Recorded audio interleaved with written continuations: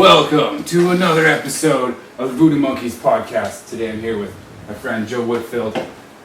He's a very intelligent guy, probably one of the smartest people I've ever talked to, honestly. When you get talking, you blow my mind sometimes, and like most people don't see the world how you see it. And I think that there's definitely like reasons for that in your life. You know, we were just talking about how you grew up, and there's a lot of like a mixed culture in your school, so that made you like less racist going on forward. But even that, like you had brain damage too. Yep. So that, and then healing it with like psychedelics, and how that's kind of changed your perception of life and being human. Yeah, basically. So I think that a lot of doors were open in my mind. Yeah. And it's maybe about 2 or 3 years ago when I first really started taking like higher dose psychedelics, so mainly mushrooms. But it completely changed me. It completely changed the way I think. For the better, right? Well, I think so. You think so? And then, yeah, I've just been having this conversation with some people on Facebook. They're into this kind of woke religion. Okay.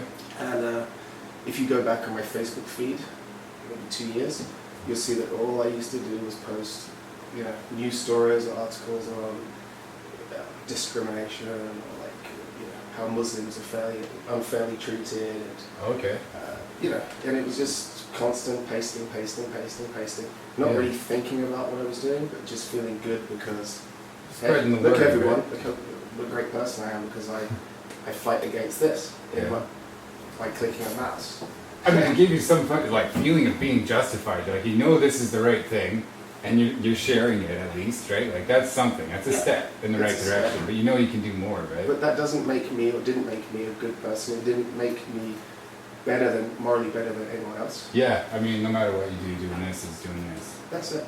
If you go out there and you make a difference to somebody, that's something that's real. I mean, if you share it, that's one thing. If somebody likes it, and then it's like, oh, so this person liked it, I'm gonna send a message to them and get into a conversation and like try to like open their mind too. Yeah. There's more steps people don't see sometimes. There's a lot of people on Facebook that are like, oh, I'll share this and it'll end racism, and like, no, it doesn't work like that. No. But the people doing this now feel that they can tell me, or put me into a group, and tell me what I need to change about myself, and tell me what I feel and what I think, and that I'm unintentionally racist, and that I'm privileged, which is the case for a lot of people. Yeah.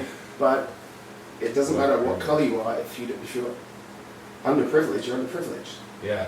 There's so many ways you can be underprivileged. I was very, very poor as a kid. So the school I went to in Sunningdale, called Charters, I mean, that area is just, if you took Wentworth and Sunningdale and turned that into its own country within the UK, it has more money than the entire country put together. And I went to school, I didn't have money. I was poor. I had to, do a paper round, wash dishes, work my ass off, like till 11 o'clock at night, wake up at 4, paper round, school. Holy. Every damn day. So you're like always operating at a deficiency. That's it. But, like that makes a difference, like on a molecular level, how your body operates when you have that much going against you. And I read this the other day too about minorities. They have the same thing going on. Like everywhere they go, there's people getting triggered just because they see them. Yeah. Like, go about my business, and it's like, what? It's just a person. Yeah. What's the deal? I don't get it. No. But yeah, There was a time where I was almost like that, right? I would see somebody and I'd be like, I'm going to take this time and observe this. And then later on I was like, it doesn't matter. It's just more people, right? Yeah. Eventually you'll learn. But you gotta like want to learn. You gotta be willing to learn. You gotta have your open mind. That's it. But the thing that bothers me about this whole movement, and like I'm going to try not to go too far into it because that's why I haven't slept for the last 3 days. I've just been slying thinking about it, trying to figure out how I can make people understand my point of view. Yeah. But they're just closed off to it. They're just completely closed off to it because their belief and the group belief is the truth. Yeah. They've taken away people's individualism. And now you're in a group, so this is who you are, and what you do, and this is what you have to do in order to change the group. And, you know, it's like, again, it's all hierarchy. It's all putting people in hierarchies and like, okay, how are we going to boost these people? We'll just say really nice things and say that everything needs to change. And then yeah, there'll be a higher on the hierarchy. Okay, so, yep, everyone's said it now, everyone's agreed. They're still there. Like, you don't even know what the problems are. You don't know what the issues they're facing are. You don't really know how they've been caused. You just think it's all about race and racism. Yeah. And you think that if white people just aren't racist anymore, that's magically they're going to be living in the, you know, rich neighborhoods and driving and have the same opportunities and be well educated. And that's not how it's going to work. No. And, you know, I say things and people attack me. They lose their mind because I'll say, well, hang on a second, let's look at the causes of, you know, obviously history had a huge, you know, hand in it, and racism, obviously. Yeah. But now we're living in a time where there are the opportunities, you know, there are the opportunities. If someone wants to get out of that cycle, there's the opportunity to do so. Yeah. But everybody has a different way to get to that out of it, right? Like, because every person is different. They've got different thoughts.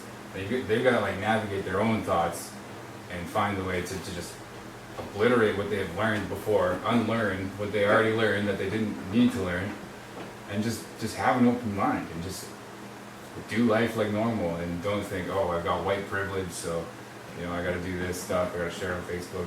It's not like that.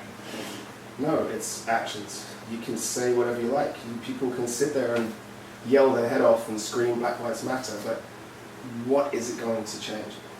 It's not going to change much. You know, if you're a black person in society that has made it, you know, you defied, you know, your circumstances, single parent family, welfare.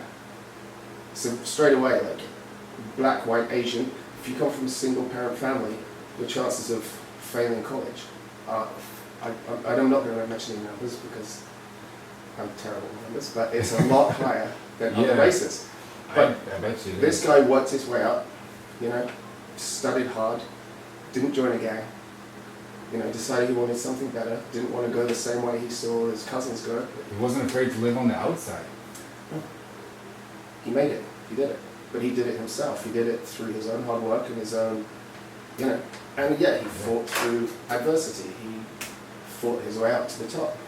You know, he's now CEO of a company or a doctor.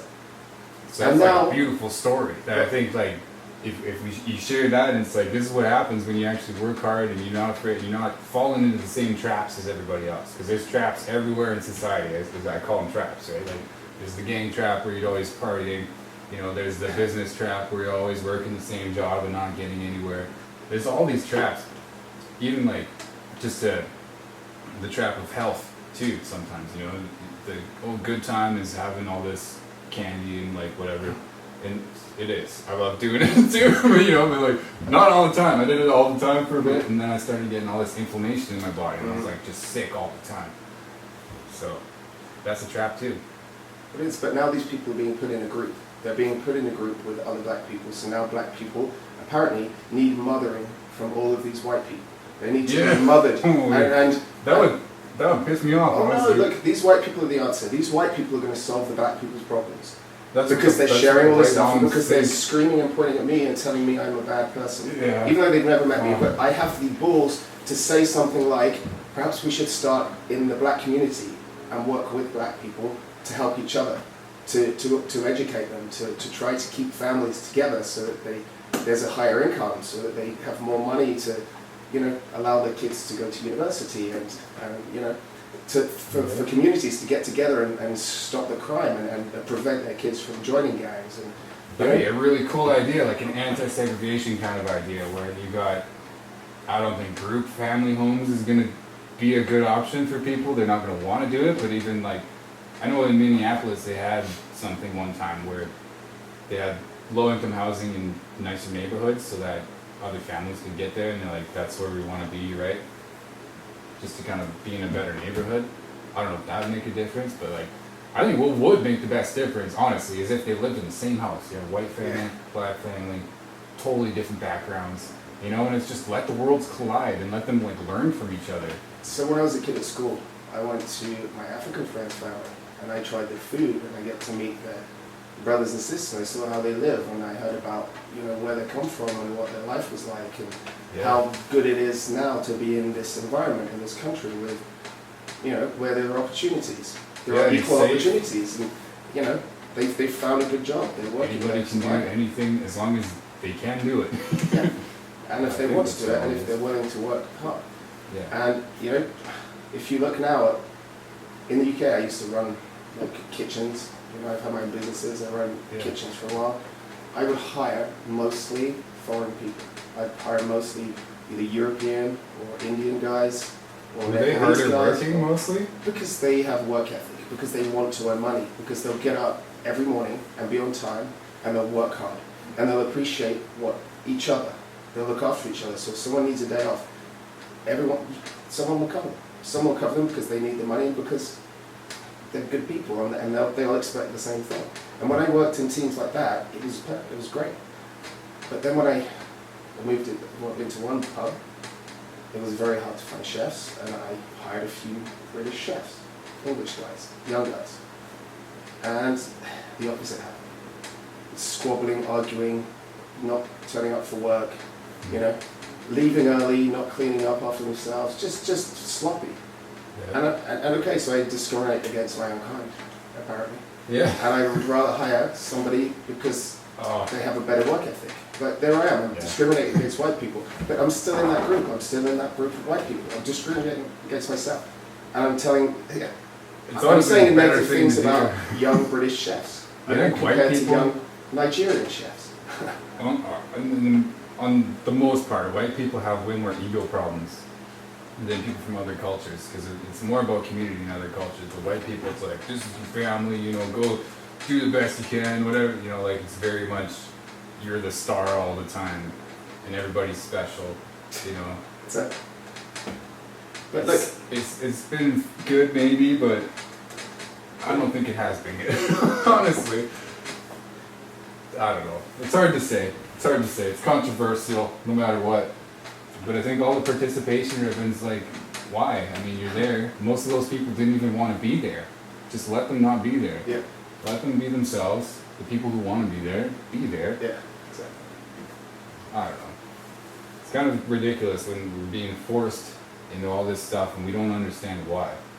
What is the point? So, okay, now everyone's in a group, okay? So if you're a successful black man who worked their ass off, who got to where you got to under your own steam without the help of these white people who are going to solve all your problems by giving you platitudes and bending one knee, and suddenly you're in this group now, and all these white people standing up for you and talking on your behalf and telling other people what you're suffering. And then if the argument back is, hey, listen, I've suffered too, it's like, yeah, but they've suffered worse because you're white. So no matter what, even if you went through so you were abused as a child, you were beaten as a child, grew up in a poor family, you were starved, so you got rickets, and you can't see properly, and you're half deaf, and your teeth fell out when you were 15, and you fucking, you're like Timmy with one leg. And the only thing you can do is clean toilets for a living. But still, you had it better than these guys.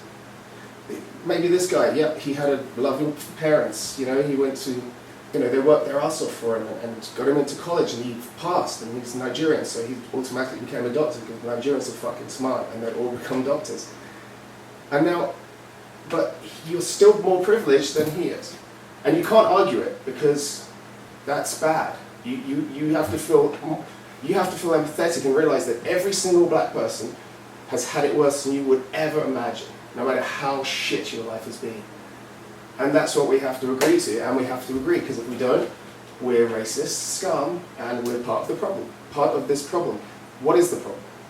Ask them. Well, it's racism, okay? So how are we going to solve it? Well, you have to admit you've done this. Okay, I've done it, now what? What's changed? So what's the plan going forward? How are we going to go? How are we going to help? How are these, you white people, going to help these poor, defenseless, helpless black people? You're standing up and looting and fucking shouting and putting your things in your ears when you don't like something you hear and accusing everyone else of being an asshole. Yeah. And you're sitting there, you're the most narcissistic piece of shit in the world. You're so fucking narcissistic. You can think you can stand there and tell black people what they need, what suffering they go through, and tell them the Yeah. answer to it, and speak on their behalf. You arrogant, self-righteous prick. It's not helping anyone, You just you're dividing people, you're dividing everyone into groups. You're gay, you're this, you're that, you're that, you're that. I'm trying to argue, look, I'm an individual. You don't know what I've been through, you don't know my childhood, you don't know what I've done. Yeah. The reason I have this brain damage is because I stood up for 2 black people in Macedonia who were about to get fucking torn limb from limb. And I got them into a VIP area, and the guys didn't like it. The doorman didn't like it. The doorman happened to be off-duty policeman. So they kicked me in the face, they kicked me in the eye, they threw me off a bridge into traffic. And I got mashed up because these guys were going to get fucking lynched. Holy shit. And it sounds like bullshit, but that's what happened. I don't tell everyone the story, but it's like I stand up for people. I'm not just this. If someone's in trouble, didn't matter that they were black. 2 people I knew were going to get into some serious shit. I had to get them out of there. Yeah. And I got my ass kicked. Fucking humans are a disgrace sometimes. And I tell this story to these, whoever they are.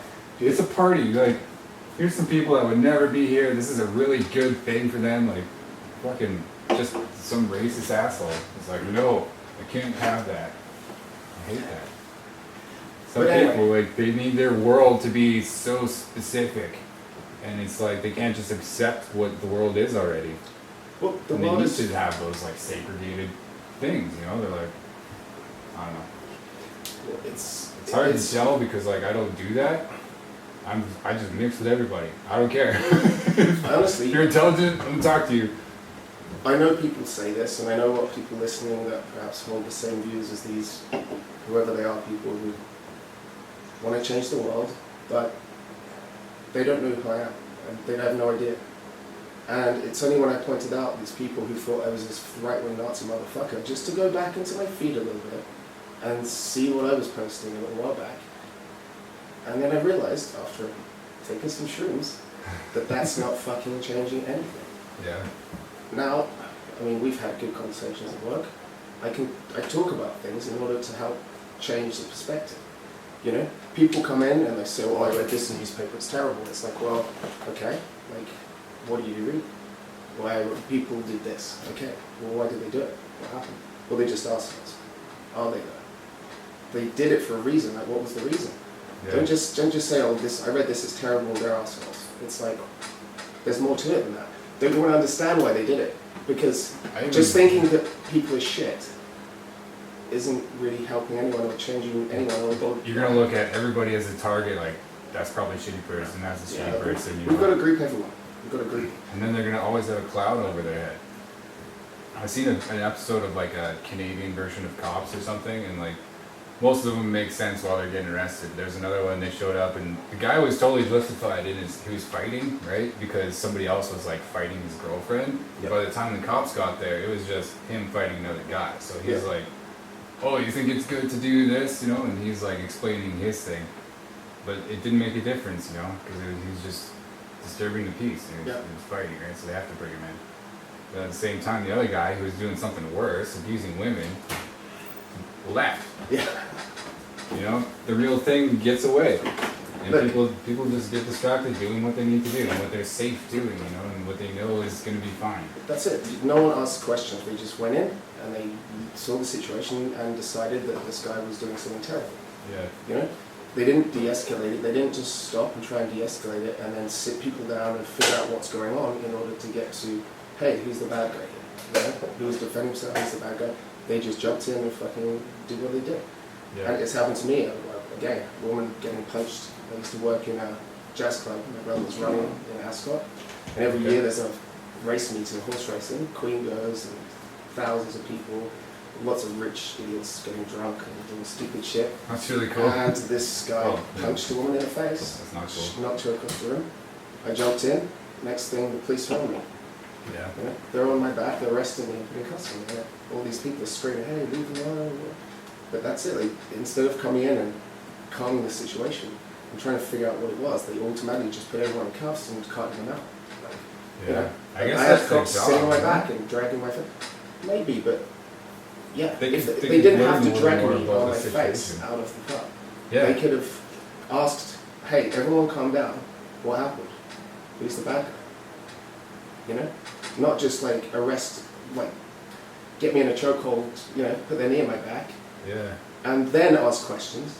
They just need more training, I think. It's all training. That's a big thing that they're coming up. They're saying now, because of everything that's happening in the States, is like there's not a lot of training for police officers, and especially with like conflict management. There's one day. Yeah. That's it. That's And then there's like 10 other days of other stuff, and like it's like 2 weeks. yeah. It's really short. Honestly, they could do it for months and months and still like be learning the whole time. I mean, like if you talk to a soldier, they're like so upset with the way that the cops are trained. They're trained to die. They don't know what they're doing at all. It's bad. But at the same time, you gotta see it from the police perspective too, right? They just wanted just things to be normal, right? Just things to be safe, and people are just blaming them for everything. They're like, all cops are racist, all cops are brutal. You know, it's not true. Some people just want to make a difference, want to do something good. You know, be the guy that shows up to the domestic dispute and takes out the abusive father. You know, like that's a good thing cops do, definitely that I love about it. But I mean, sometimes they're not that great. Yeah. But this is it. So we group cops as one. Cops are like this, cops are like that. A whole nother example of the same thing. And you've got, so first of all, who wants to be a cop? You don't get paid that much money. It's not a well-paid job. Yeah, there's, you know, you get retirement and stuff, and you can retire, but it's a pretty fucking shit job. You're dealing with child abuse. You're having to look at shit that you really, no one wants to see. You're dealing with horrific, like, murders and, like, crimes against women and neglect and appalling abuse. And you see that every goddamn day, okay? At the same time, anyone might just have a gun. Anyone might shoot you at any point, you know? There are crazy people all over the place. Canada, in every other country, they have asylums, they have these homes and hospitals. They open the door and let everyone out. And they have to deal with it now. There are people running around with schizophrenia who will not take their medication. They just let everybody out? They're like, we can't afford this you anymore. just let them out. Holy shit. It's like, yeah, make sure you take your medicine. Yeah, okay. Schizophrenics don't take their medicine. They need someone looking after them. In general, not most of them. So you just, I mean, you got to walk, just go to, was it Maine, Hastings, and Vancouver? You been there? In Vancouver? No, I've never been I there. guess. It's like, honestly, Walking Dead. The streets are lined with people just like... Oh, Hastings Street. Hastings and Maine. Yeah, actually I have, yeah. I mean, there's tents and there's just like, it's like a community, but they're all homeless. They're all homeless, and most of them are taking drugs, and most of them are. And they all, I would say, I mean, you can see somebody 90% just of them laying down, have... it's like, are they dead? Are they sleeping? Like, you just don't know. No. It's Like, freaky. but, you know, the cops have to deal with this on a daily basis. So, man, PTSD. This is something we can talk about in a bit when I go into like MDMA and stuff. But like, there's no way that you can, a normal human being can witness and see the things that they have to see, whilst being afraid every second of the day for their life that they're not, you know, they want to come back home at the end of the shift. They don't want to get shot and leave their family.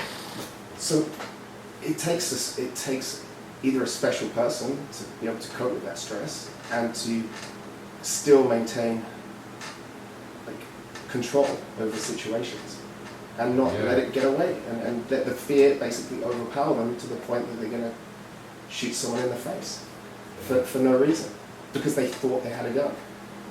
And training is the way to do that. It's de-escalation. If you look at, you know, cops in the UK, they don't have fucking guns. No. You know, I've never seen, honestly, with my own eyes, it obviously has happened, but I've never seen a situation where I thought that the cop acted unreasonably. You know, when I was on the floor with the guy on me, you know, it wasn't unreasonable. It was chaos. There were people. It was full of people. There was a crowd that you couldn't even move through. Yeah. The guy had a broken glass. There was a broken glass. There's a woman lying on her face, covered in blood. You know, on the floor with her face covered in blood. You know, coughing up blood and like had bits of glass in her gums. Yeah. Okay, but they still could have done it better. They still could have done a better job. You know, and it's all about the de-escalation. You know? Yeah. And More British training. cops, they don't shoot first. They will try every way they can to de-escalate the situation. It's only when someone is really like in danger that they'll act, and they'll call the police in that have the guns, because the majority of police don't.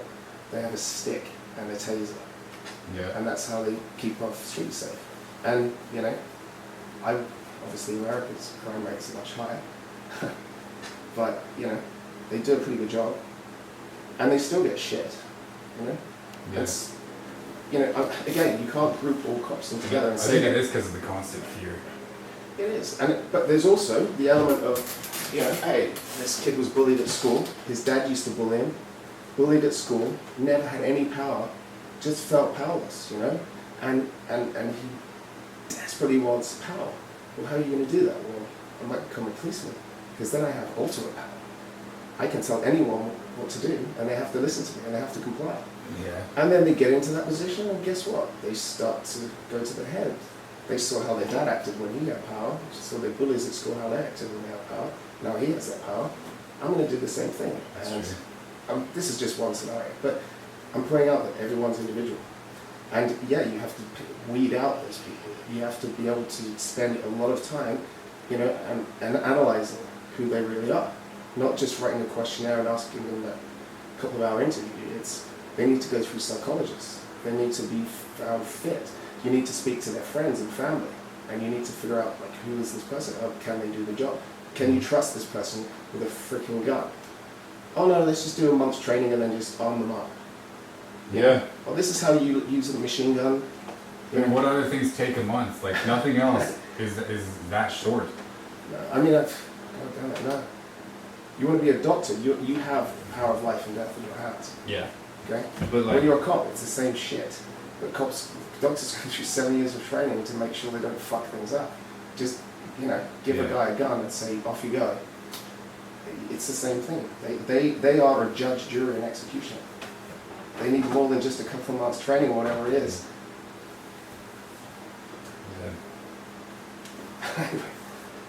it's nuts. The world is nuts.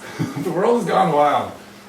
I think that we need to go back to the wild a little bit to like realize what we just are as humans, you know, like the whole thing, like symbiote relationship between non-life and life, and how there's like grasses and all this like plants and stuff, and then there's animals and then humans rose above it all, right?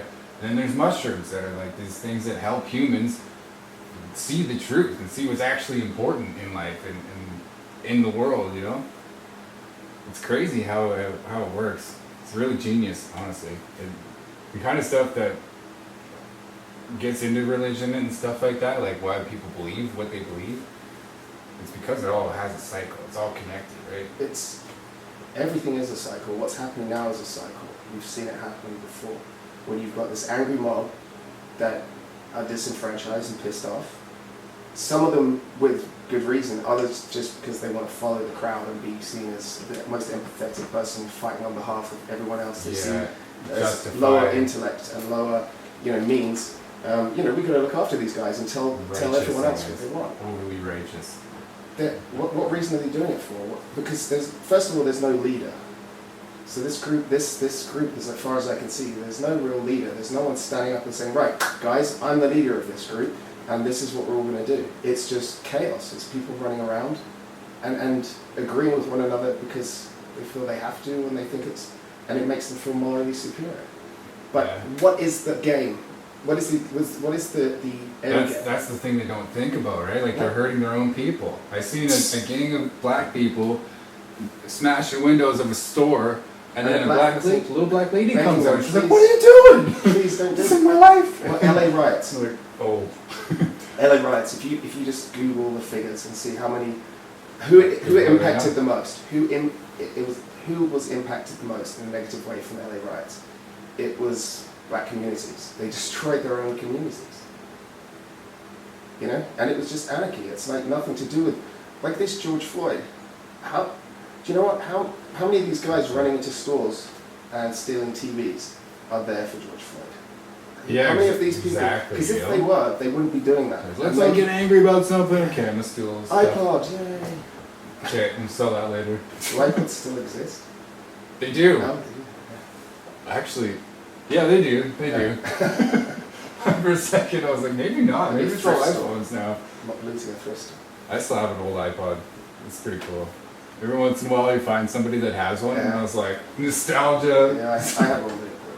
One of those brick The ones. big white ones, yeah. Yeah. They're pretty cool. But yeah, so going back to the mushroom thing, it's like, I guess I was one of those people. I guess I was one of these people that were considered myself morally superior to everyone else. You know, I'd say the right things. I'd read something, you know, think it's a terrible thing, and post it. You know, and then I would wag my finger at anyone who thought different or had any kind of argument that I didn't want to listen to that sounded remotely racist or pro whatever the thing I think was bad. Yeah. Is. So, but then yeah, mushrooms came in, a little bit of LSD, and it's one of those things like, I've got some good friends in Calgary who used to sit around and dabble, and these very, very smart people, and you know, we would all walk in with an opinion or something we wanted to talk about, and 100% of the time we would leave agreeing with each other. We would figure it out together. Yeah. You know, there were blockages I had in my head, so things I couldn't see or didn't even consider, and vice versa. And it just, you'd sit there and just talk about, not just say the words that sound right, but you would actually start to dig and scratch beneath that and figure out, you know, Ask okay, questions. who's doing this negative thing? Or what sort of people are these? Why are they doing it? What's their problem? You know? Yeah. And then you have a pathway of learning that you can build on and then climb out of whatever you were in before, and you're like, okay, well, I still see that, yeah, but I'm going somewhere better. Yeah. You know, Well, asking questions. yeah, I'm seeing this. Yes, this is a problem. It's bad. I'm going to post it and say it's bad. That's not going to change anything. Why is this happening? Why did this happen in the first place? Why is this a thing?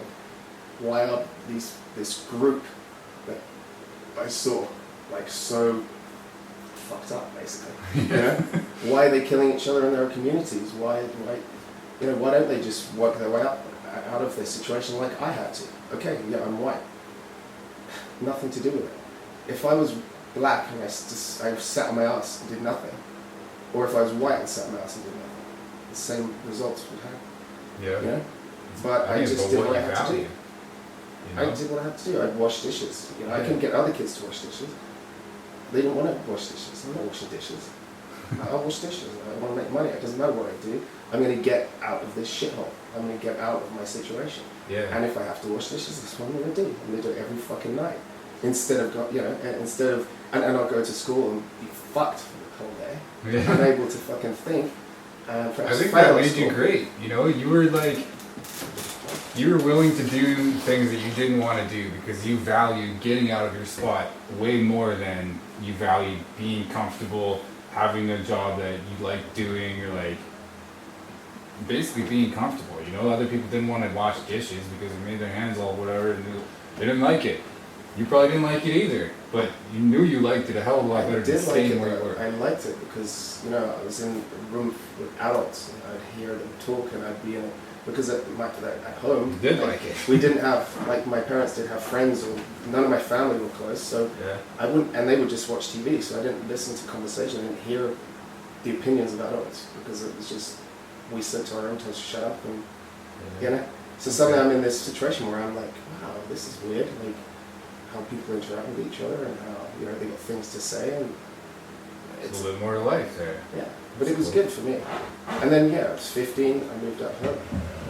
I went and lived in a pub. You lived in a pub? 80 hours a week. My brother's actually managing the place now. Nice. But yeah. But okay, so these guys are telling me that I'm bad and I'm this, that, and the other, and that everyone else has had it worse than me because everyone else that isn't a white male has had it worse than me. And then you try and give them an idea of what you went through, and they tell you to shut up, stop talking about yourself, listen to what we're saying about all of these people, and you know, if you want to make a difference, you know, look at what they're suffering, because they suffer more because they're not white now. You know, oh well, this happened. Well, yep. So what? It's like I look at everyone from individual. You look at black community. I know lots of black people that are very successful, happy, don't really have any issues that have, made a success of themselves. I've heard other black people that, they've suffered racism. They've had, like, I was bullied by a black kid at school because I was poor. He might have got bullied for being black. Yeah. Another kid's going to get bullied for having red hair. Everyone goes through this shit. Just for being ugly. People get bullied for it. Or that even was being stupid. attractive. I remember that in school. Yeah, Jealousy. even being attracted. You get bullied into being a certain person. Right. Well, he's good looking. He's probably stupid. Because they're always stupid, these good looking people. Maybe. That's what people say. And you give those comments, and then these same people that make those comments are trying to educate you and how to behave and how to act and what to think and who to, how to pigeonhole people and what to say and what not to say. They make these remarks, but they're still morally better than you because they're making a comment about a white man, and that's okay. They've just judged this guy and put him into a pigeonhole. And then they're telling you that you're doing the same thing just by being white. And you have to admit it, and if you don't, then you're a part of the problem. Okay, so admit it. Now, am I not a part of the problem anymore? What's changed? What's improved? It's like they're treating you like it's a computer, and they're just programming. They're like, no, you must follow this programming. This is what I read online. My mom said it's good, so do it. Well, there's that. But I guess psychedelic drugs help you see past it. I think that it opens your mind to the extent that you realize that nothing's fucking simple. There's no easy answer. And the only way you can change anything is by getting right into the root of it all. I kind of disagree, though. I kind of think everything is simple, but it's sometimes really hard to see, or it's really advanced, and you need to take these steps that are like, you have no idea how to take the step. Like, you got to take leaps of faith, and then you see how simple it is. It's like playing guitar. When I started it, I thought it was going to be simple, so I started playing. I was playing Guitar Heroes, and then I started playing. And I was like, this is way harder than I thought. So I was like, what's the simple things I can do? And you do the simple things, and you keep building and advancing until everything's simple. Yeah. It's like, okay, well, I made it there. I don't know. That's the way I look at it anyway. Well, everything is simple. I guess it's two different things. It keeps me in like a meditative state when I'm trying to think of something. Theta waves. It's like I'm getting into like different brain waves and like what they're for. So like alpha waves is like focusing on something. Beta waves is like learning kind of thing, and then theta waves is like meditating, almost dreaming kind of thing. So I try to like manage those, and then make sure I'm using the right brain waves when I'm trying to do something, right? And if something's blocking me from doing that, I'm like, this needs to be eliminated. Like, you're affecting my brain waves. And sometimes it's hard for people to know what I'm talking about sometimes, but that's a personal thing. I think that anything that involves humans, in one respect, it is very simple, because we'll have a part of the brain that is pre-programmed, that hormones are released in response to something that we have no control of, in order for us to survive. Like it's same with animals, It's like an animal. You were talking about the tribes before, where one tribe would see someone from another tribe, and then they would have this release of chemical that's like they think that they're, Well, it's a feeling of disgust. It's a feeling of like being repelled by this person, and it's all to do with oxytocin, which is, when a mother gives birth to a baby, the reason that they love them so much and there's a bond is because the body releases oxytocin. If it didn't, as you see in the animal kingdom, the animal will kill its own young or eats its own young, because there's a problem.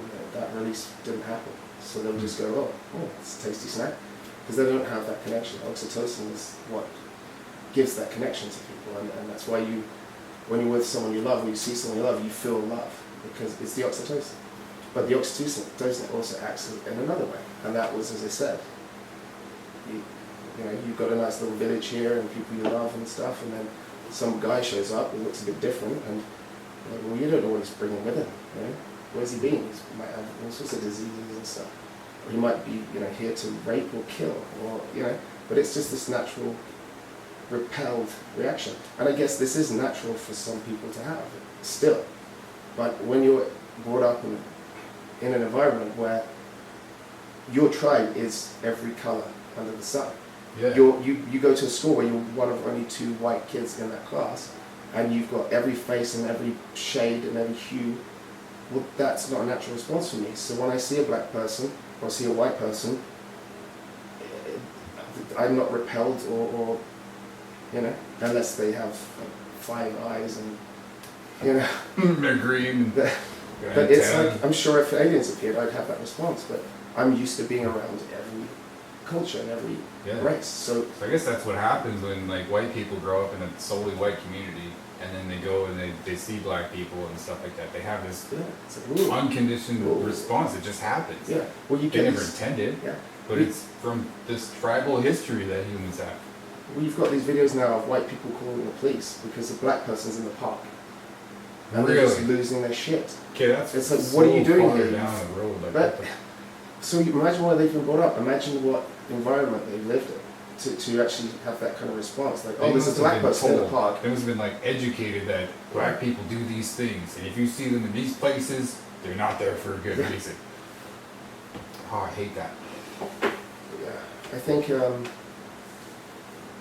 anything involving humans is complex. In one way, it's kind of like, this is how the human mind works. This is what the chemicals in the brain do. If you look at every culture, you have caste systems. And in some of the countries, the caste systems are far worse than anything the West has ever had. Slavery is a terrible thing. Slavery still exists in a lot of other countries today. And these are countries where people are like, oh, America's the evil, the devil. They're like doing these things and they're trying to interfere. And it's like, well, hang on a minute. These people have slaves. They run slaves. They don't let women drive. They throw gay men off bridges. They do all these things. And you're suggesting that the West, that the civilization that you exist in, where you can drive and you can be gay and you're not allowed to have slaves, is worse than that because we're privileged. And that makes us inherently evil and bad people. And if you're in this group, you are inherently bad and evil, and you have to apologize for it, and you have to admit you are, and you have to admit that you live in the worst country in the world, that the country is terrible. So, okay, now that's happened, what next? Why don't you go over there for a couple of weeks and see what it's actually like, and see what the kind of living standards people have and the respect for people they have, and oh, you can't hold hands in public, you can't kiss someone, you can't look at another person, you can't touch a female, you can't drive a car, you have to wear this, you have to wear that, you have to have a beard, you have to behave this way, if you get raped, we're going to kill you, because that's what we do, we're going to stone you to death because you were raped. It's just crazy, and then it's like, okay, now we're going to vilify ourselves now. We're going to tell, the problem in every problem in the world is because of our privilege and our skin tone. Yeah, Or the sins of our father, which now we have to be responsible for and apologize for. Even though I don't really feel that I've done anything bad at all. Yes, okay, I'm taking advantage of the fact that I'm living in a country that was stolen from that. But every country has been in a way, Yeah. Every country has been. It didn't start off this way. It was attacked. People were murdered. Someone came in and took over. The maps changed. And what we have today is the map's not changing as much. People aren't attacking each other. We're trying to live cohesively with our neighbor. I think people are changing, but the map's not changing, right? So the change is in people. That's it. It's because of people changing. It's incredible how diverse the planet is, and then how diverse people became because of it. Right, now we've got to kind of, we've got to kind of learn from each other, and like I said before, the world's colliding. I think the more cultures that we can kind of take and what fits for us, I've got this belief of omism, which is that every system of belief has truth in it, and whatever is true to you is what you should believe and use to grow, right? So anything that says you have to believe this, you have to be super strict, I don't think is a good way. I think you should be encouraged to explore what's out there, what you can think about, and who you can be. And then that can help you have better values. And then you can get out of the situation you're in. You know, you can, if you're living where they have to, you know, like women can't drive and all that shit, and you're getting stoned for being raped, start a revolution. Yeah. I'd go. I'd probably die, but it'd be worth it. Well, that's how like the world has changed. But what we're seeing happening now, in my opinion, is what has happened so many times before. Maoism or Stalinism or, you know, Pol Pot or, you know. I mean, Kim Jong Okay. Il, Kim Jong in North Korea still exists. I mean, all of his people are slaves. And he's like, I'm the best person ever. Well, it's mind control, and this happens here. But what's happening is now you've got people rising up for a revolution. Cultism. But you've got, excuse me, no leader of the revolution. You've got no direction. You've got no end game. It's what do you want then? What do you want? Well, we want you to do everything we say. If I say kneel, kneel. If I say apologize, apologize. If I say you're racist, you're racist. You're in this group, and that's who you are. And yeah, that's it then. So how's that going to change anything? What's the plan after that? Well, we've just put you in your place. You're at the top of the rung. You're a white male. You're at the top of the hierarchy. And now you've basically laid flat on the floor. You're doing whatever we say. We'll probably end up just killing you all. We'll probably end up just killing anyone that doesn't have the same opinion as us. We'll tear down statues. We'll rewrite history. We'll burn books. We'll eradicate the scourge of racism. And we'll create a planet where it doesn't exist by killing certain colours and sexes and genders and being Nazis. So that no genders or colours or groups are ever attacked again. Oh shit. Fuck, I am racist. I'm the racist one. But these people, they're saying things that are inherently, that if you look at the meaning or if you put them in context, in anyone's normal mind, you would say, well, that's kind of a racist thing to say. You're fighting against racism by suggesting that I am not an individual, I'm part of a group, and the group is inherently bad, therefore I'm bad. But then you're fighting against people who say the exact same thing against the group that you're trying to protect. That's racism, this isn't. That's so true. And it's like you've put, like I'll ask questions. Hey, I'll ask specific questions to them and say, can you please, instead of just coming back and copy pasting something from Vice News, why don't you tell me your opinion? Why don't you give me your opinion? Because I'm asking you specific questions. You're responding with cutting and pasting an article that you read about it.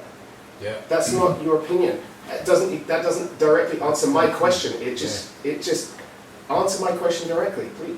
And then suddenly radio silence. You know, there's been messages flying, boom, boom, boom, boom. As soon as the last few texts, when I ask specific questions to specific people, nothing, zero. Wow. Nothing. So that's a major. And then it turns into abuse. It turns into you're a fucking terrible person. You're a horrible person. You're this, that, and the other. That's terrible. It's like, dude. Like they didn't even know what to think until they read something, and then they're like, okay, well, I'm just gonna repeat this. Now I have something to say. All they want to do is say things. Yeah, but they don't want to listen either, and they're not willing to change. Even if you agree with them, need to be able to listen. So I agree with this point, and you agree with it, and you tell them why. Somehow they'll still argue against it because they don't want to agree with you. They want to be able to just. I can't agree with this because it was written by this guy. And if I do, that's admitting, and it's like I'm agreeing with him. I can't do that because he's a fucking terrible person. He doesn't agree with everything I say. So I'll just put my fingers in my ears and start screaming, and then write a bunch of shit about him. Like this person I don't know, who I've just said I don't feel as an individual. Like this person's an individual, but then I'll tell him my life story, and tell him what kind of individual I am. But then if he says he's an individual and tells me all about himself, I'll say, shut up, you're just privileged, you can't say anything, you don't understand. I don't understand. You're part of the problem. Well, how can I be? I'm this underprivileged person who went through life and had a fucking shitload of bad shit happen to him. Like that person that they're fighting you. They probably know you're right, but they're like, no, I can't have this happen. No. You know, like that's another ego problem. I think they're just like, I have to be right all the time. and I can't ever lose. But this is the thing. This is the problem I have Just in play video games, general. and you won't lose. It's Just start again. I don't know how many times I have people turn around to me and say, "You just had to win, didn't you? You just have to win. You just have to be right." It's like, well, you've been arguing with me for the last 2 hours, and now you're telling me I'm right, but you're still disagreeing with me, and you're saying I have to be right. Am I right? Because I don't think I'm right. I have an opinion, and if I sat down with someone smarter than me, who had a different perspective, and we argued the same opinion, my opinion could completely change. I'm just telling you what I think based on what I've been around and what I've seen and what I've honestly, that's how this podcast started. Is because I was like, opened my mind. Greg was like sharing, and I was like, "Whoa, this is actually genius." And I was like, I think this. And he's like, well, he actually started it off. But yeah, it's because of that kind of way of thinking that we can do this in the first place. Well, again, look at my Facebook page. A couple of years ago, I just, first of all, I think it was a lot to do with psychedelics. Like, I smoked a lot of weed when I was a kid. I dabbled a bit here and there with stuff, but like, it's only recently that I really tried some, powerful psychedelics. And you can see it. That's when everything changed for me. It suddenly became, I know fuck all. I know nothing. Yeah. I know shit. I read, I know, The Economist, and I think I know everything about the economy. I read National Geographic, I think I know everything else about the world. I watch Vice News, and I think I am an expert. every white man is David an asshole. Attenborough narrated Earth, and I listened to it. That's it. But then it's like, fuck, I don't know anything, and my totally opinions are based on my opinion is based on emotions. It was always based on emotions. I'm a very empathetic, emotional person, so I base my opinions on emotions. I think that makes sense. And I wanted to be. I wanted to be seen as a good person. Feel good and you're content. I remember when I did psychedelics, and it definitely made me start thinking more about the communal thing, the community, and I was so into this idea of creating sustainable communities out in wherever the fuck, in solar energy and hydrolysis machines, and just leaving the old model of life behind and starting something different. Hang on a second. What you would be doing is going back to the old model. I know. Because that's what it was. You're not leaving the old model behind. Weird you're because revisiting the oldest model. It's still a step forward to me. Yeah. Well, it's like human existence. Like years ago, like many tribes, I think, in Canada, I've spoken to a few native people recently with all this shit that's going on, and I just asked a few questions. But, communities of native people, they had a society, they had a community where everyone had a function, everyone had their place, everyone was valuable to the tribe in some way. Yeah. So when they woke up, they had to do their part because someone else relied on them getting their job and doing their part in order to do their part and in order for everyone to thrive. So if you had a shirker or somebody who just, didn't show responsibility, not in every tribe, but in many tribes it was a case of, okay, we're going to sit in a circle. You sit in a circle, and each one of us is going to tell you how much we love you and what you do for us. So that person, obviously, rather than, give him a beating or punish him or not let him eat, they killed him with kindness. They filled his heart. And then he felt, okay, I have to do this. I'm letting these people down that I love, so I'm going to do my part. And everything thrived. Yeah. But then... building people who care. Yeah. Not just care about that they're a part of things and that they can participate in whatever. It's that they actually care about the community, they care about the tribe, and they're going to do what they can for it. Even if it hurts them, they know it's for better good. That's it. And then they'll get the healing they need, even if they do get injured in some way. They know that they're going to get taken care of because they know their value. Right? Like, that's a way better way. Well, imagine if the guy that killed George Floyd, imagine if everyone just worked with him to improve himself, to help him improve himself. I wonder what he could be, honestly, now I'm thinking like that. Just to sit there and have a bunch of people tell the police thing and do something else. Well, take him to a black community, take him to a black household, show him how people live, show him that these are human people, they're not all animals. White people aren't all racist, black people aren't all crazy killers who shoot guns, because that's that you see so many black faces in every, you know, if there's a murder in America, it's 50% chance that it was a black man. 50% of all violent gun crime is caused by 6%. It's 13% of the population black, about 6% are say male, of the age they could hold a gun and kill someone.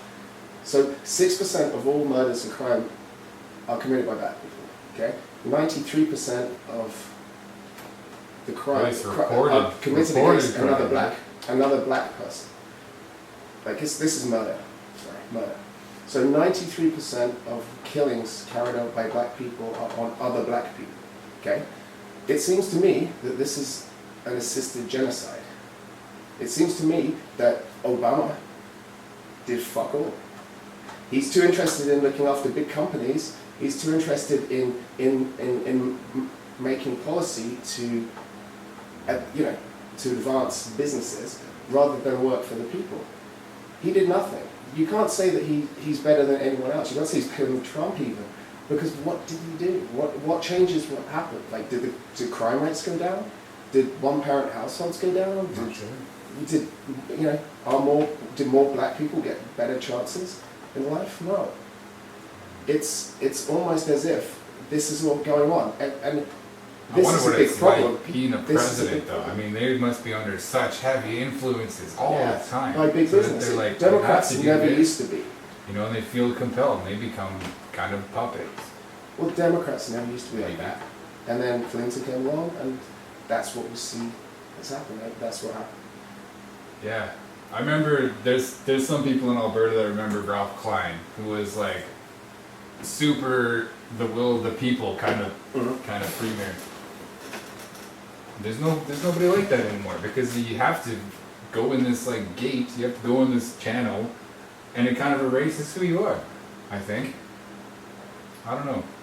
Well, it takes a certain kind of person to become a politician, but there are very few politicians that will actually stand up for what you like, for the people, basically. And if they do, they're going to be stopped. You know, JFK and a few other people I can mention, like. You know, even Reagan was kind of heading in a direction until he got shot, and then suddenly he headed in a different direction. And it's conspiracy theory, I guess, but I believe it all. I believe it. Yeah. There's a reason for everything, and it probably makes sense based on what the world is like. That's why black men are still killing black males. It's not because of the general population. It's not because of me. Well, it is, I guess, because I voted. I mean, I voted. If I'm just putting myself as, say, a white person in America. If I voted, I am a part of the problem, because the only choices I have are people that aren't going to do anything about this situation. It's just going to continue to happen. And now all these white people who are saying, right, we've got to take the police out of the equation. So. There's a movement to take police. So, like, black men are killing other black men, running amok, killing their own in these communities. And we should take the police away, and that's going to make it better. That's just going to make it like in a wasteland. So what you're saying is you want black people to die in higher numbers. That's what you're saying. And like, no. Because when you say that, they're like, okay, what were you talking about? Well, it's like, well, what do you think is going to happen?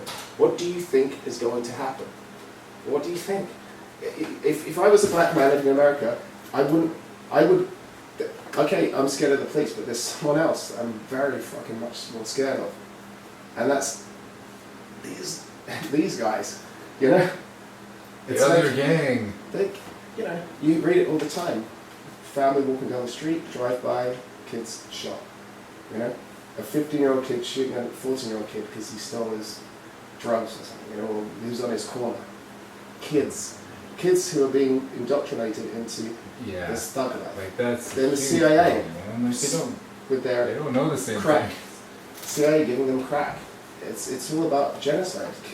CIA is so evil. They're so evil. Like, fuck, I don't even want to know what they're doing these days.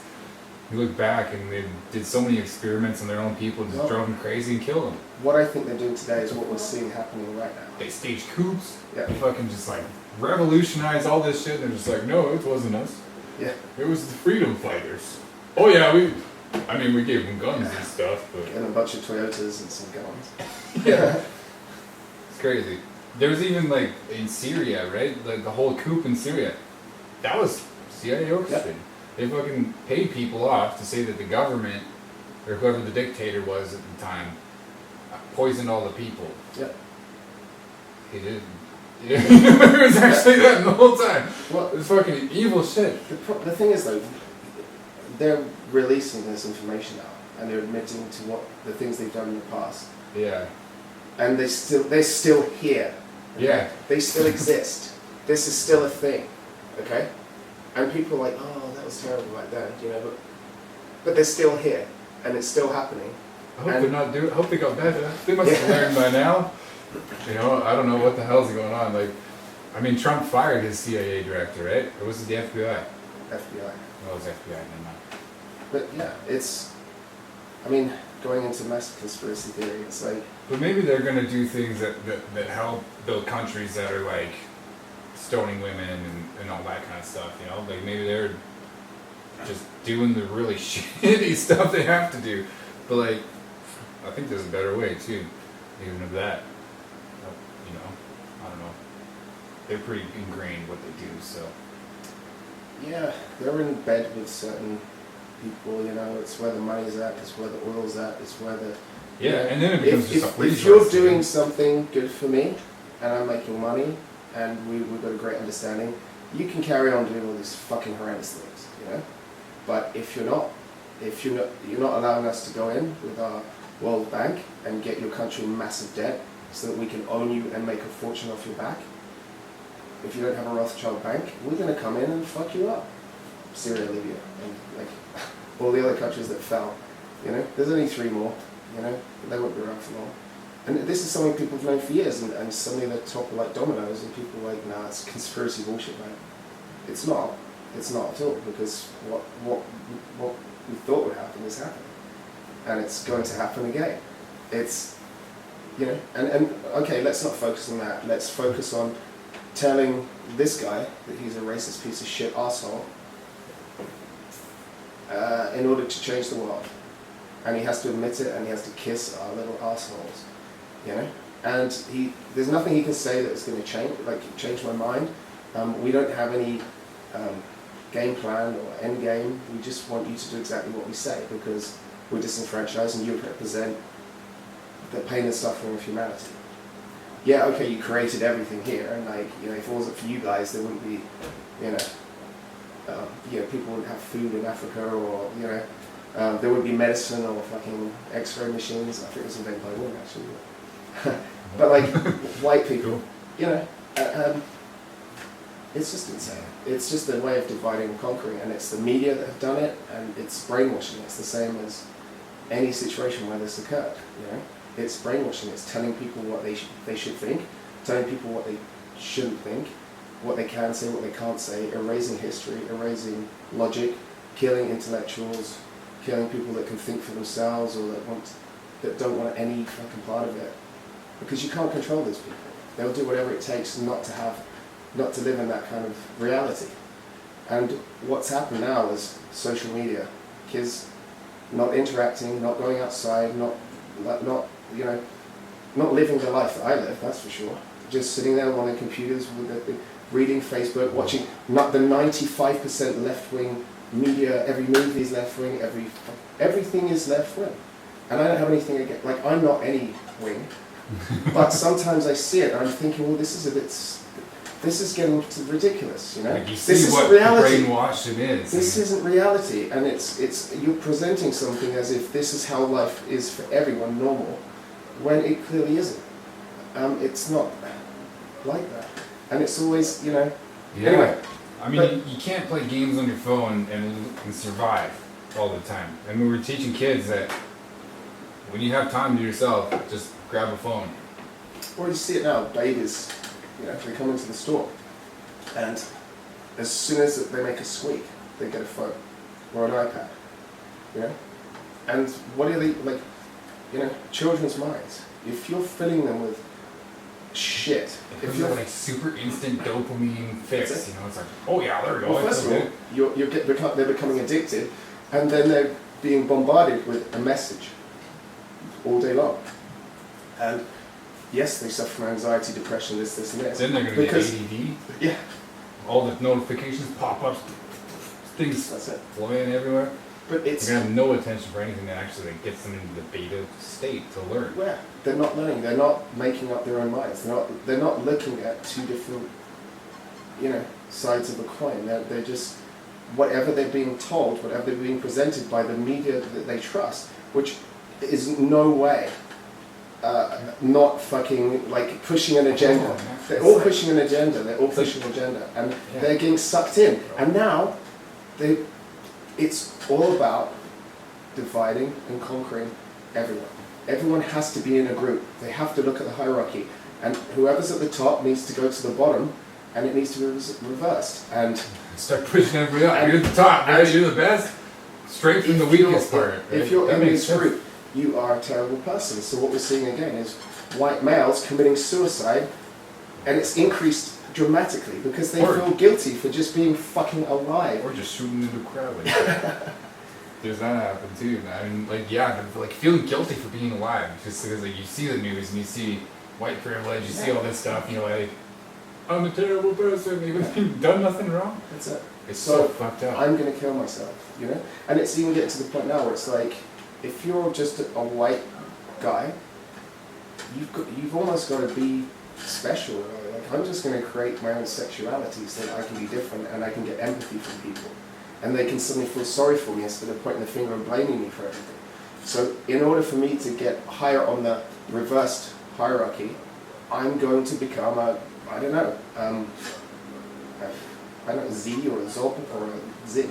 Or I'm going to create something that makes me special and different so that everyone can outpour emotion towards me and accept me with open arms. And even put me on a pedestal. Hey guys, I want you to meet a friend, okay? Yes, he's white, but wait for it, okay? He also likes to have sex with monkeys, Oh, really? Wow! But he You're can't so because brave obviously for fucking monkeys. That's not legal, so he's suffering greatly. He has this attraction, but he can't live his dreams and stuff. Just shit like that. Now, pedosexual will soon be a thing. That's the next step. Because it's not their fault they're pedophiles, and we have to feel empathy for them. It's not their fault. So Why don't we just chop all the dicks off? Exactly. But it's just getting stupid now. And people, what I'm saying, I guess, makes sense to me. It seems logical and reasonable to look at it that way and try and figure out what happened. Well, social media, addiction to phones, constant stimulation, constant they're always in the same brain state. They're always in an alpha wave state where they're always focused on something. Yeah. They never go to a theta state where they're thinking about everything, like what is contentment. They're never in the beta state. Well, they're a little bit. They have to be in the beta state sometimes, right? They never learn. But I mean, it's so focused on this alpha state and this being alpha thing, like dominating your enemies and fucking being the best all the time. It's like maybe just the best is just being in a group and just know that we're all the same. Yeah. Like that's why I like jamming music, right? Just put it on, everybody grabs something, music happens. It's good. We all have a good time, right? Yeah. So the groups I've had groups, I've lived in a country where I had my group, and my group consisted of individual humans that were different colors, different sexes, different races, had a different mindset, who were left, right, center, who were interested and willing to have a conversation without running off and crying or punching you in the face because you disagree. And, people who really wanted to change and learn. Like-minded people that are happy just to exist amongst other individuals and accept people for who they are. Yeah. Even if they don't agree with everything they have to say. That reminds me of what were you saying? That's not the way it is nowadays. You have to be against something and against someone and hold an opinion based on somebody's appearance and looks. Otherwise, you are racist and you are people need to know what side you're on. If you don't know what's out, you're on the line. You don't know anything. Well, we'll just kill him anyway. We'll just destroy him anyway. We'll ruin his career in life because he once said something that perhaps was out of anger or just popped into his mind, or he was drunk or whatever. You know, these people that sent a tweet like 5 years ago. Yeah. And people were looking for it, and just that's it. Okay, Yeah, you're James Gunn. fired, gone. You don't exist anymore. You're not allowed in this group anymore. We're going to destroy everything because you said one thing. And of course, these people have never said one thing. They've never said one thing. You know. That's true. But you know, they're right at the end of the day, and you can't say that. And if you say that, that is you. That comment makes you. That's who you are. That one comment is who you are. It doesn't matter if you donate to black charities, black causes, or gay rights, or this, that, and the other. It doesn't matter if you have half your friends are different from you and in other groups. Well, doesn't matter if you've learned since then, because you were shitty in the past. You're shitty forever. No. People can learn. People can change. So I've learned. Well, obviously these people were born the way they are. They were born right.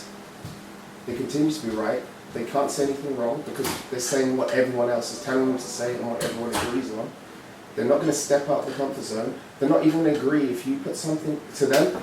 If you're agreeing with them, but you're agreeing with them in a way that they would have to see your point of view in any way, they're still going to disagree, even though you're basically saying what they're saying to you back to them, but in a different way, using different words, and perhaps, suggesting that it's different influences that cause the same thing that you agree with. But they can't agree with that. They'll say no.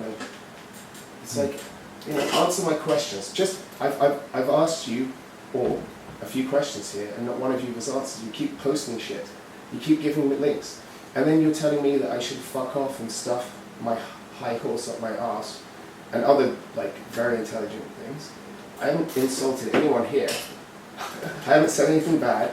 I'm engaging in polite conversation with you, and I'm just getting abused, and you're just posting a bunch of shit that other people have said because it's such a rabbit hole. They're just insulted by their own stupidity, and they don't see it. They don't know it. They think it's you.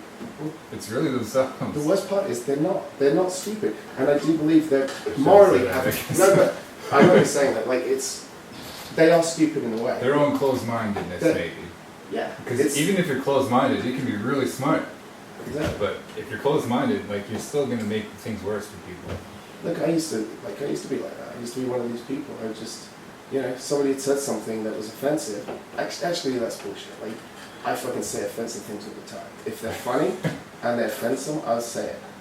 Yeah, because generally it's a joke, right? I'll say it in front of the person, and they'll realize that I'm fucking joking because they're quite, oh, you fucking English guys, you never clean your teeth.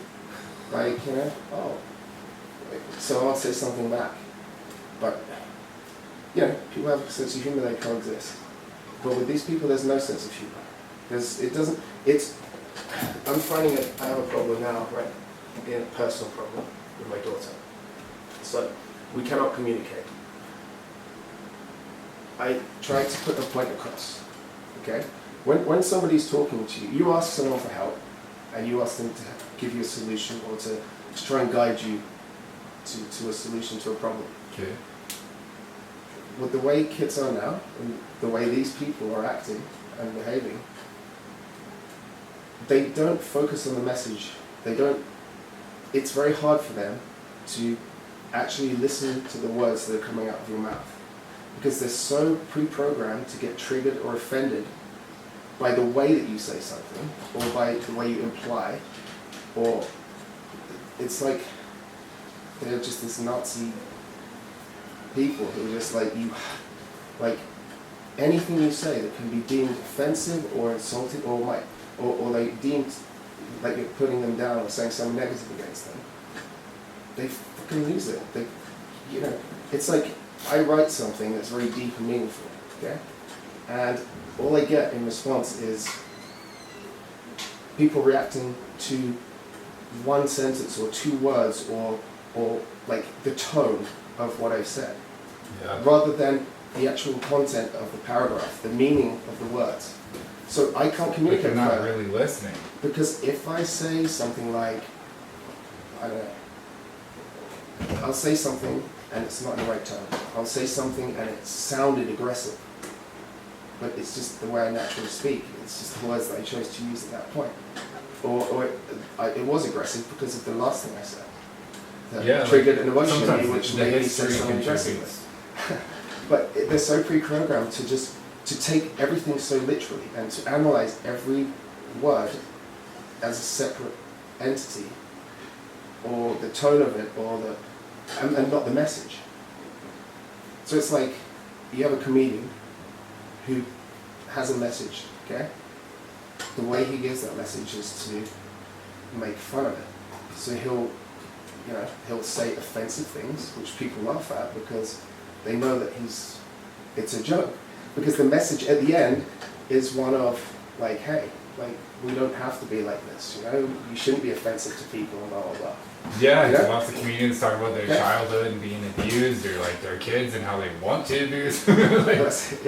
Not all abuse either. Like, there's a ton of other examples. Like, I watched George Carlin the other day, right?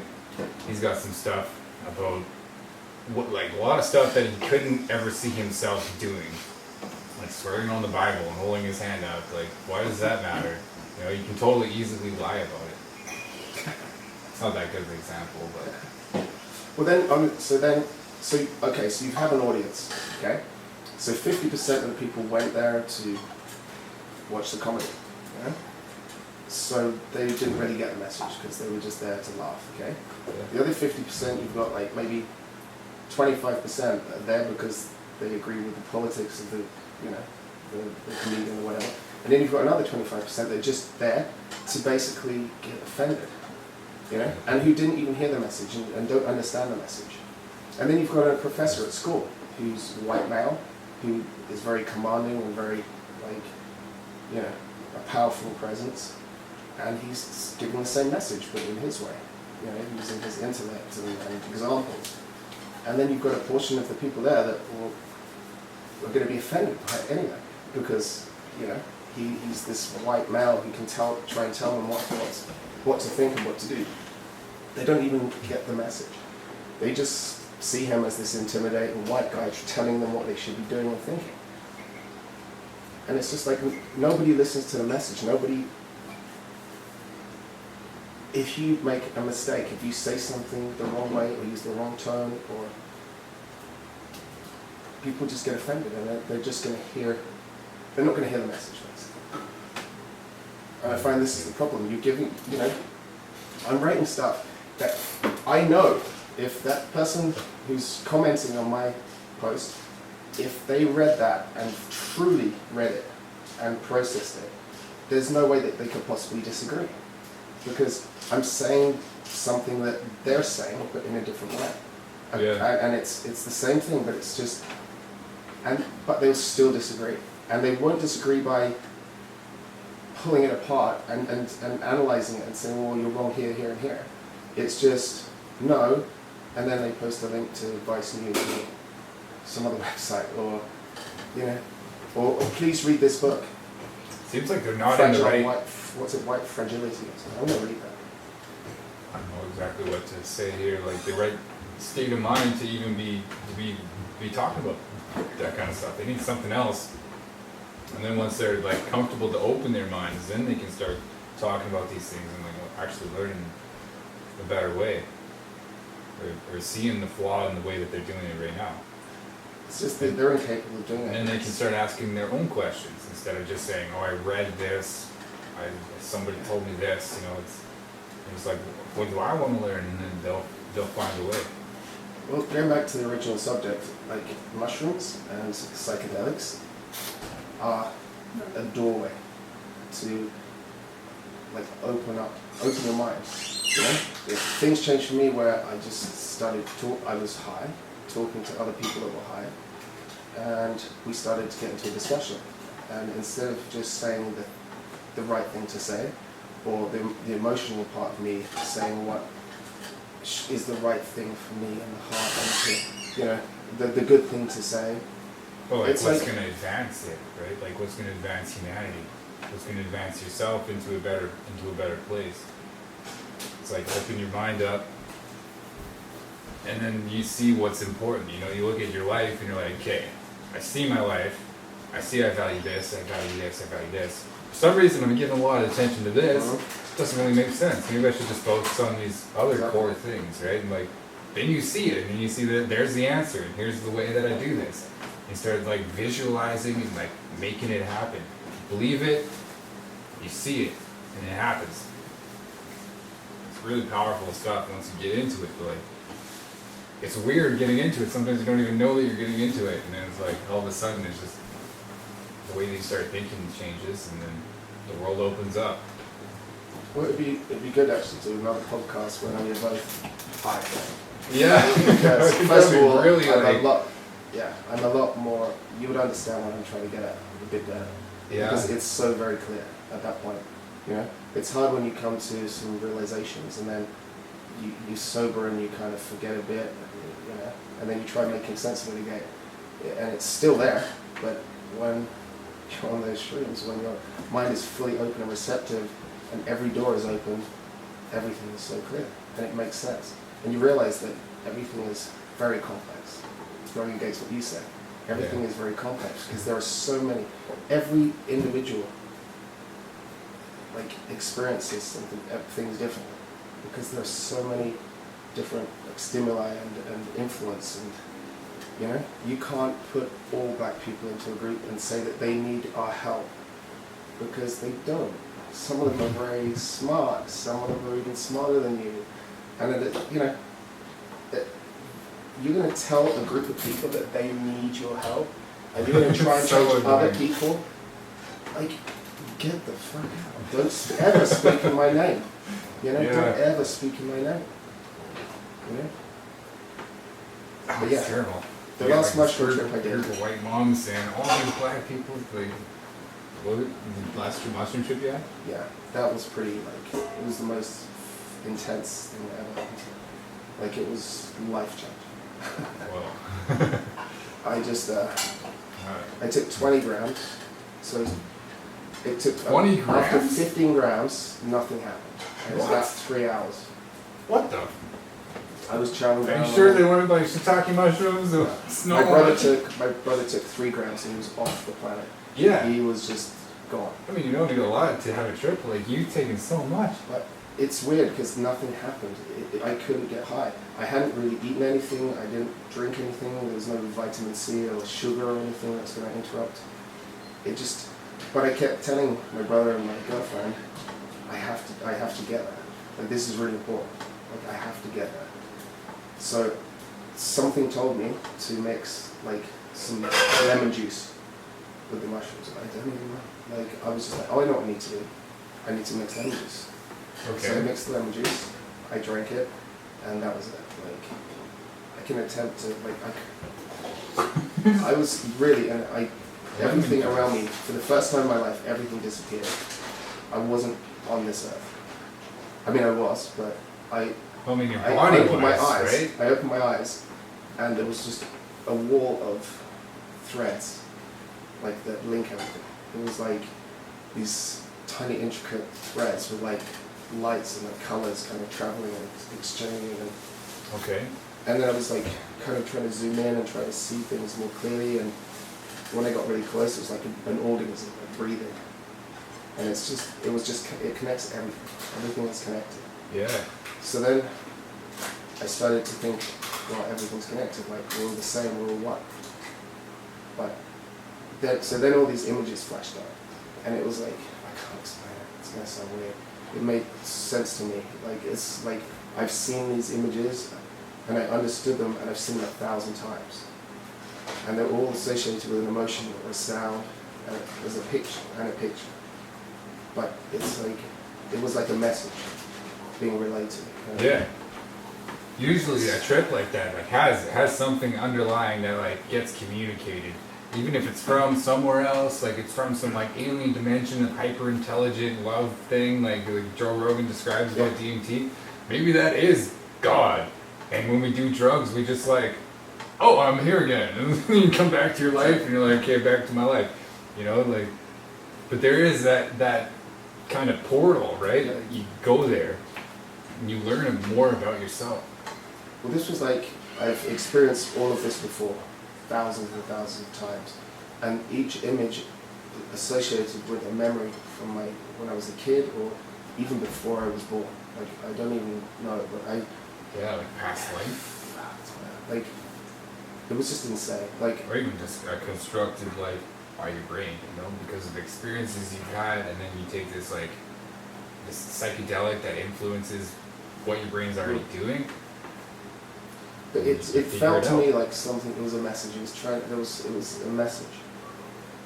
But anyway, this went on for quite some time, and then all of a sudden, I was standing. There was like the ocean, and there was like a native guy. And this has happened to me before in Vancouver.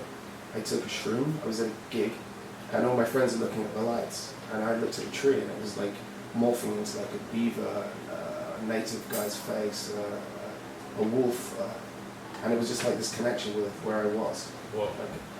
Like history. Like, again, it could be my brain doing it, but it's. Well, I mean, I like to think there, you're thinking maybe a little bit about like the not native at all. things. Not at all. I was at a gig with lights and flashing and sound, and I was just drawn to that. And the images that manifested were not images I really even, We're very familiar with, or like. well, that just not something that I just randomly kind of like, oh, that looks like a beaver, and now it looks like a wolf, and now it looks like a bear, and now it looks like a native guy, and now it looks like a totem pole. It was just weird. It just happened, and I felt it was an energy that was causing it. Yeah. The place I was standing, But so there's a guy standing in front of me with like a staff, ocean, and there were people kind of coming around at the side of the hill with trees, and they were like holding like torches and stuff. And he started to chant this thing. So I started chanting it as well. So we were in unison, like at the same vibration, because it wasn't really a sound; it was more of a vibration. Okay. And then my mind kept pulling me away, saying, "Oh, you need to record this or write it down, or like," because it was an important message. So I kept repeating it over and over, and then I had my girlfriend. I was like, I don't know. It's like the feeling was just intense. And then I cried. Like I don't cry. I haven't cried for like years. Really? Years and years and years. Never cried. But I was in tears, and I was just like so fucking like it was just Overwhelming. so emotional. But That's and at that point, though. I mean, I was you like, just having this like this vision and stuff, and you're just like. but it was like the message. I was given this message, and it was like, and So then powerful. when I said this chant thing, I was like, okay, now I've got the message. So apparently, I was in the room with my girlfriend, like just completely gone. I was holding her at one point, but like completely gone. Like I couldn't see anything in the room. I had my eyes open. I was like looked normal, but I was seeing. I was in another place. And then I stood up, and I have a problem with my stomach, so I never eat oranges or citrus fruit. When I came into the kitchen, I apparently tore open these oranges and started like throwing them down my neck. And then opened these like starbursts and stuff, which I don't normally do, And it was like all but trying to get myself out of it, because I'd seen what I needed to see. And there was nothing else I needed from that trip. Like I had to get out and think about what had happened and rationalize it while, in my own mind. Yeah. But I went from like, and this was only an hour after I consumed 20 grams of shrooms. I was completely normal, back to normal. And I made the mistake. My mind was telling me to curl up in bed and fall asleep. I ended up smoking some weed, and then I didn't sleep. It didn't go the way I wanted. It should have gone. Sometimes when I smoke weed, it puts me to sleep, but I guess it just keeps you up. I feel that message was there. I needed to. Like the spirits were with you. Like you never experienced anything remotely like the vision that you had and like the experience you had. Like there was some kind of spirit there that was with you, and it was this is the chant. Like you're here. It like, was at the end. I got the message. Like and then, I totally believe in spirits. Yeah. Well, I do, I guess now, but I don't. First of all, I don't cry. I do not cry. I can't remember the last time I cried. I don't think anyone's seen me cry in my whole life, apart from when I was a baby. But this was just fucking the most emotional feeling. Like it was just like a massive outlet of something. But it was happy.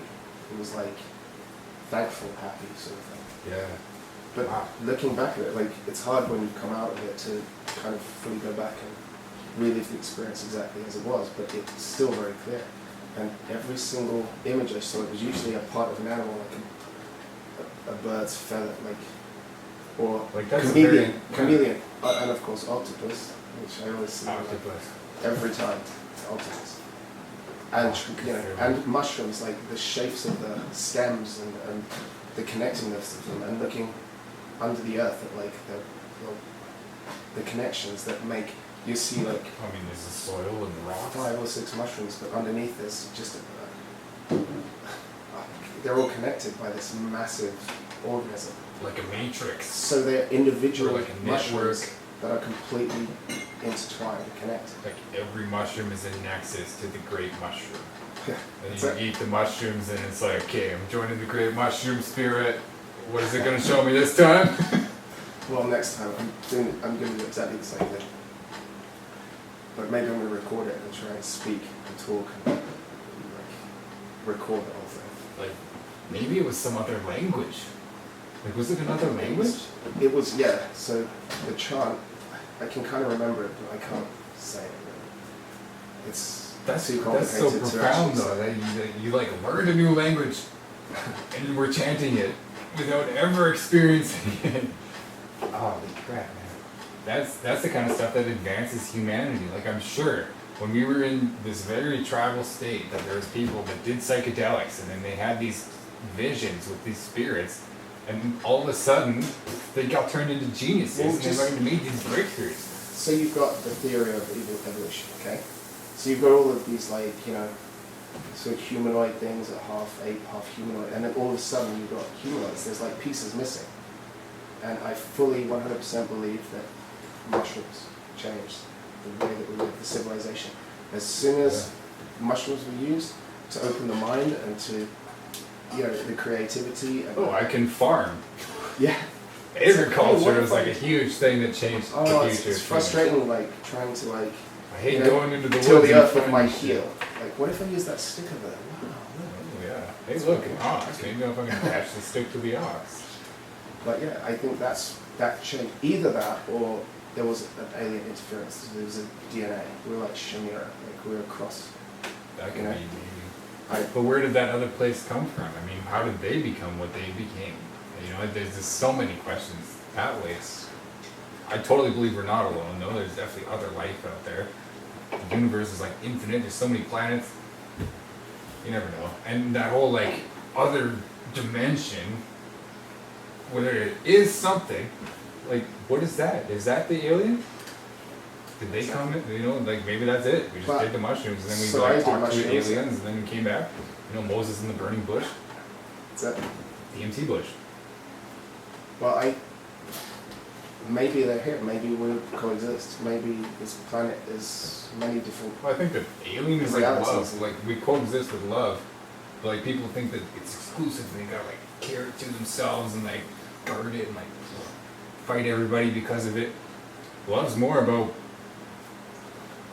love in everything. It's almost like the gay thing, right? Just be happy. Yeah. You don't have to be gay. You can be straight and be happy, right? Like, it's the same kind of thing.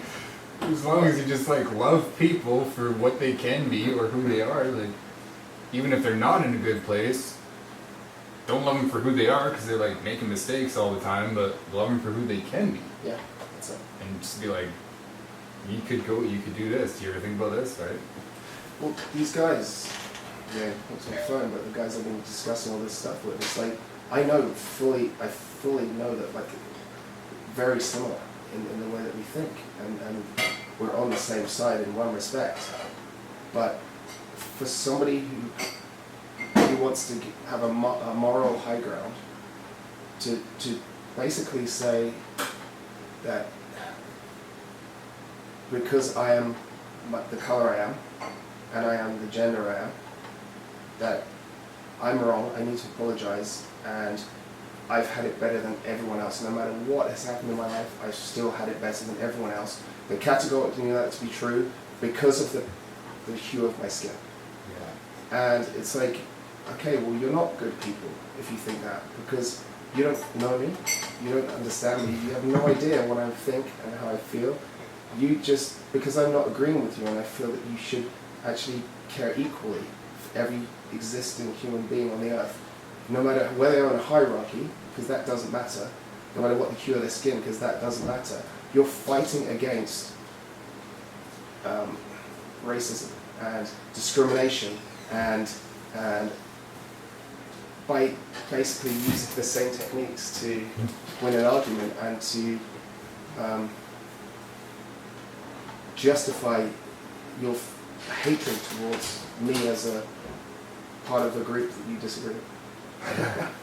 Doesn't make sense. So you're really good people who want to change a problem and the world to be a better place, but you want to basically rail me up, all white man, change history, burn books, erase us from the planet and replace us with something better. And that's happened before, and it's going to happen again. It's happening now. It's going to be Terrible. a civil war. We don't need to erase people. We need to erase our prior learning and fucking just open our minds to like new communities. No, you need to take mushrooms. I really gotta tell the ways. Take Are you going to mushrooms. pause this? Yeah, that's the end.